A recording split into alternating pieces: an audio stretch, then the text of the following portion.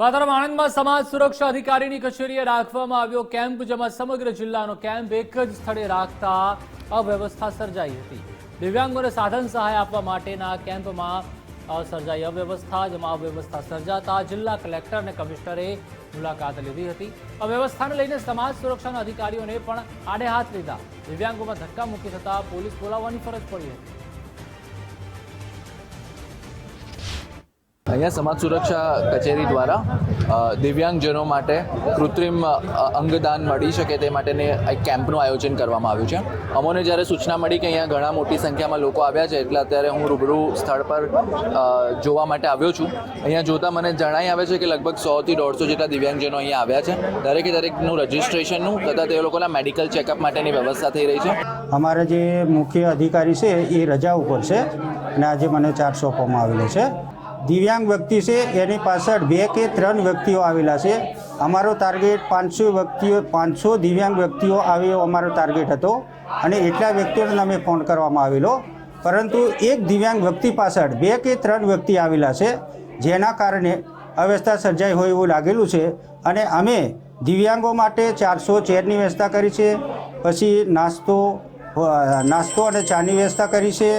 જિલ્લા સમાજ સુરક્ષા કચેરી ખાતે આજે એક કેમ્પનું આયોજન કરવામાં આવ્યું, જેમાં મોટી સંખ્યામાં દિવ્યાંગો હાજર રહ્યા હતા। દિવ્યાંગોની ભીડ અહીંયા એટલી હદે ઉમટી પડી છે કે હાલ જે છે તે સ્થિતિને કાબૂમાં લેવા માટેની જે પ્રશ્નો ઊભા થઈ ગયા હોય તે પ્રકારની અહીંયા હાલત જોવા મળી રહી છે। મોટી સંખ્યામાં અહીંયા ફોર્મનું કલેક્શન અને જે પ્રમાણે લાભાર્થીઓ અહીંયા આવી પહોંચ્યા છે, જેને લઈને કચેરીના જે છે અહીંયા જે પરિસ્થિતિ છે તે નિયંત્રણની બહાર જઈ રહી હોય તે પ્રકારની સ્થિતિ લાગી રહી છે અને જે પ્રમાણે આ સમગ્ર કાર્યવાહી છે તે અત્યારે હાથ ધરવામાં આવી રહી છે। જે અવ્યવસ્થા સર્જાઈ છે તેની પાછળ કયા પ્રકારના કારણો જવાબદાર છે, સીધા જ મળીશું જે અધિકારી છે અહીંયા ઉપસ્થિત તેમને મળીને જાણવાનો પ્રયત્ન કરીશું। સાહેબ, શું નામ છે આપનું? મારું એચએસ નાયકા। સાહેબ, આજે અવ્યવસ્થા સર્જાઈ છે, કયા કારણો જવાબદાર છે? સર, એમાં અમે જે ફોન જે કર્યા હતા એ પ્રમાણે લાભાર્થીઓ 500 વ્યક્તિને કર્યા હતા।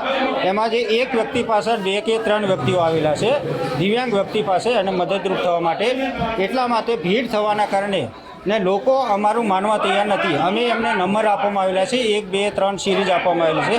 નામ બોલવા છતાં એ લોકો ધક્કામુક્કી કરતા એ લોકો અવસ્થા સર્જાઈ હોય એવું મને લાગે છે। બાકી અમારે જે પ્રમાણે અત્યારે બહારની સ્થિતિ છે, આ સ્થિતિને નિયંત્રણમાં લેવા માટે કયા પ્રકારના પગલાં કે આયોજનો કરવામાં આવશે? સ્થિતિને નિયંત્રણ લેવા માટે માન્ય કલેક્ટરશ્રી દ્વારા પણ નિરીક્ષણ કરવામાં આવેલું છે, પ્રાંત એસડીએમ સાહેબ પણ આવેલા છે। તેઓ દ્વારા સૂચના આપેલી કે પોલીસ કંટ્રોલ રૂમમાં ફોન કરીને પોલીસ માટે બંદોબસ્ત વ્યવસ્થા ગોઠવવામાં આવેલી છે। જો પોલીસ બંદોબસ્ત વ્યવસ્થિત કરીને લાઇનસર ઊભા રાખવામાં આવશે તો અમે તમામ દિવ્યાંગોનું એસાઇનમેન્ટ કેમ્પ કરી પૂર્ણ કરવામાં આવશે। આ કેમ્પ કયા પરિપ્રેક્ષમાં રાખવામાં આવ્યો હતો અને કોના દ્વારા સમગ્ર આ કાર્યક્રમનું આયોજન કરાયું છે? કેમ્પનું આયોજન ભારતીય કૃત્રિમ અંગ નિર્માણ એલિમ્કો દ્વારા કરવામાં આવેલું છે અને એમાં CSR કંપની છે, ICR, એના માટે આ કેમ્પનું આયોજન કરવામાં આવેલું છે। અને એલિમ્કો દ્વારા આ ડૉક્ટરની ટીમ પણ અહીંયા ઉપસ્થિત છે અને તેઓ ડૉક્ટરો તપાસ કરી એ કયા પ્રકારના સાધનની જરૂરિયાત છે એ તપાસ કરી નિદાન પરીક્ષણ કરી એને ભવિષ્યમાં એને સાધન આપવામાં આવશે। જી હા, તો જે પ્રમાણે એક CSR એક્ટિવિટી અંતર્ગત આજે સમગ્ર કામગીરી હાથ ધરવામાં આવી હતી। આપ સીધા દ્રશ્યો જોઈ રહ્યા છો કે જે પ્રમાણેની વ્યવસ્થા અહીંયા જેનો અભાવ જોવા મળી રહ્યો છે અને જેના કારણે અહીંયા જે પ્રમાણે ભીડ વ્યક્ત થઈ છે, ત્યારે દિવ્યાંગો કે જે અહીંયા ફોર્મ ભરીને પોતાના જે છે મળતા લાભ મેળવવા માટે અહીંયા પહોંચ્યા હતા, તે લોકોને અત્યારે ભારે હાલાકી વેઠવાનો સવારો આવ્યો છે। મહત્વનું છે કે હાલ સ્થિતિ જે છે તે તંત્રના નિયંત્રણની બહાર હોય તે પ્રકારેની જોવા મળી રહી છે। હવે આની ઉપર કયા પ્રકારની કામગીરી તંત્ર દ્વારા કરવામાં આવે છે તે જોવું મહત્વપૂર્ણ બની રહેશે। યશદીપ ગઢવી, ગુજરાત ફર્સ્ટ, આણંદ।